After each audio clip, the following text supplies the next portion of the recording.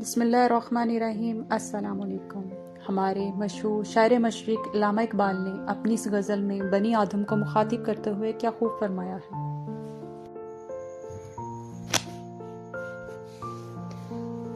محبت کی تمنا ہے تو پھر وہ وصف پیدا کر، محبت کی تمنا ہے تو پھر وہ وصف پیدا کر، جہاں سے عشق چاہتا ہے وہاں تک نام پیدا کر۔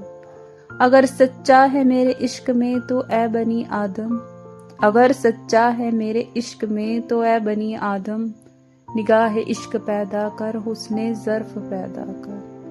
میں تجھ کو تجھ سے زیادہ اور سب سے زیادہ چاہوں گا، میں تجھ کو تجھ سے زیادہ اور سب سے زیادہ چاہوں گا، مگر شرط یہ ہے کہ اپنے اندر میری جستجو تو پیدا کر۔